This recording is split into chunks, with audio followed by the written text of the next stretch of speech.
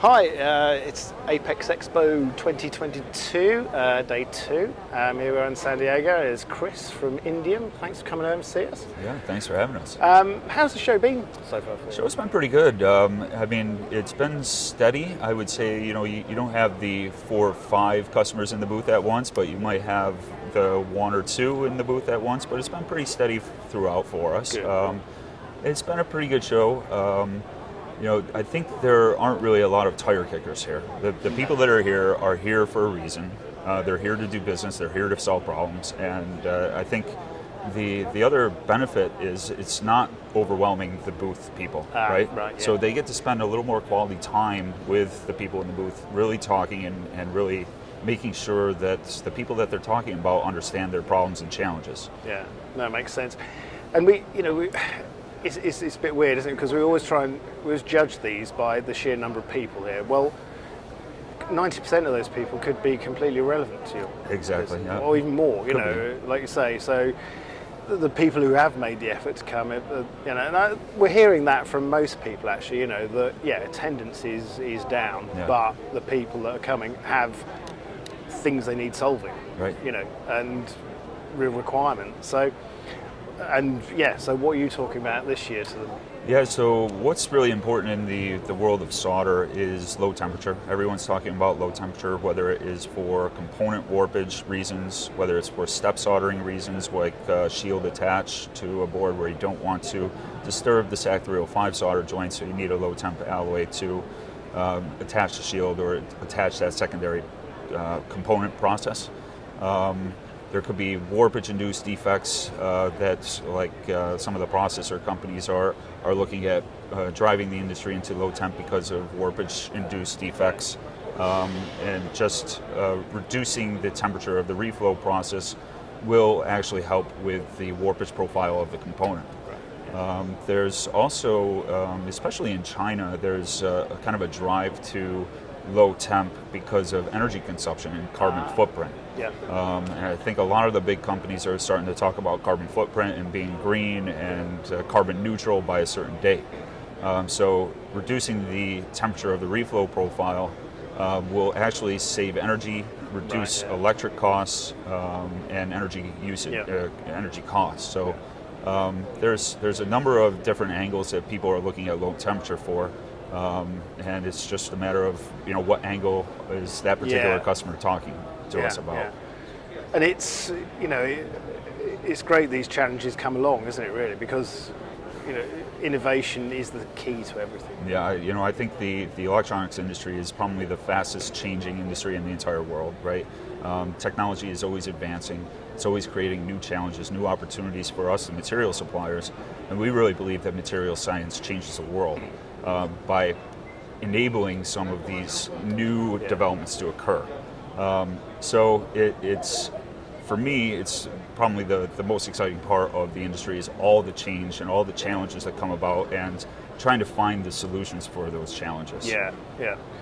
And, business has had a lot of challenges over the past 2 years, quite aside from what the industry is doing. Oh, it sure has. I mean, just for example, metals cost. Metals cost has gone through the roof over the last year or two. It started off with silver metals pricing, and the silver kind of stabilized a little bit, and tin started taking off. That's been one challenge. Supply chain issues have been another challenge for the industry. The cost of everything, though, is up. The cost of doing business, the cost of raw materials, the cost of packaging, the cost of transit, everything is up. I think we can all see that in the grocery stores and the gas lines. And, so it's certainly affecting the electronics industry as it would affect, any other industry. Yeah.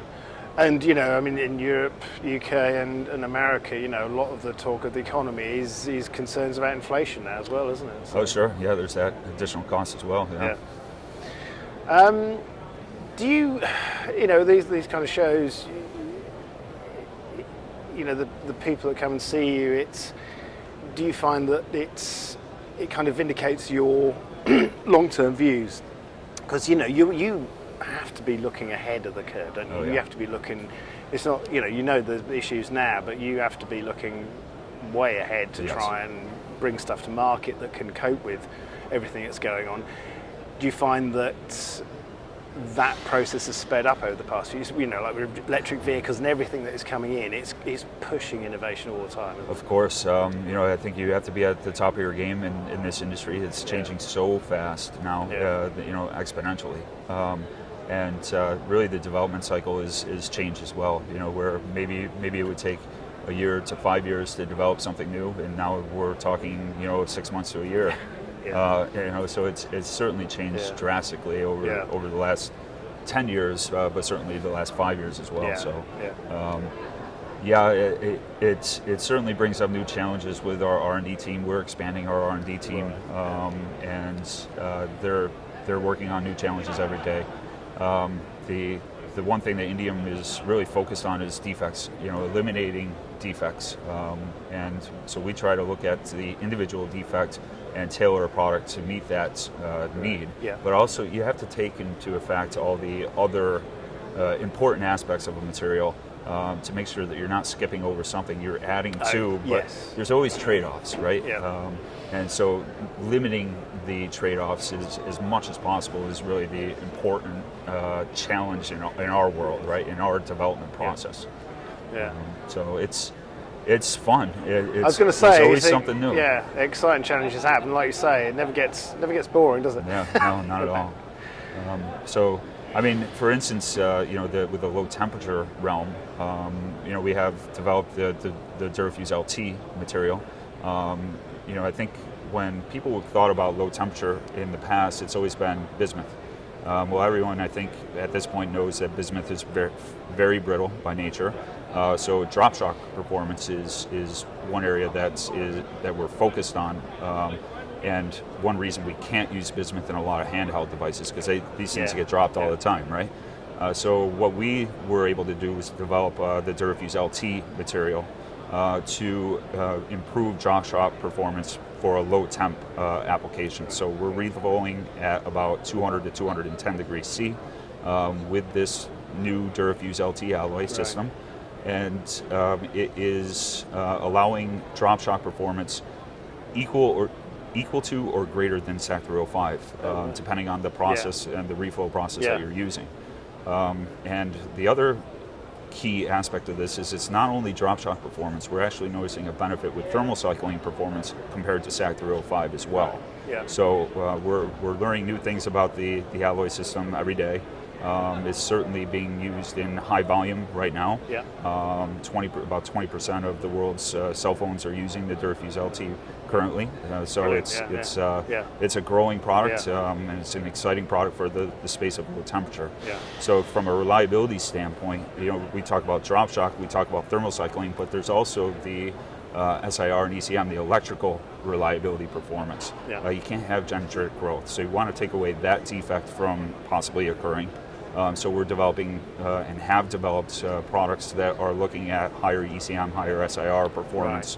And there's a lot of new specifications that are coming out of, especially the automotive realm, where they're using, for instance, longer times in SIR chambers or tighter spaced lines because everything's getting smaller and smaller and more compact, right? So you got to take those things into account. We can't just be stale and rely on standards of the past. So a lot of new challenges are coming out of that from a reliability standpoint, but Indium's got a pretty good handle on things, and we got products that will meet pretty much all the needs of any SIR, what I call enhanced SIR and ECM requirements. Excellent. Well, I hope the rest of the show is successful for you. A short day tomorrow. I'm sure, it's shorter than years past, which I think is a good thing, but we'll see how the it'll be interesting is to see how it pans out. But thanks for spending time to talk to us, Chris. Really good to meet you. Thanks, Iain. Thank you.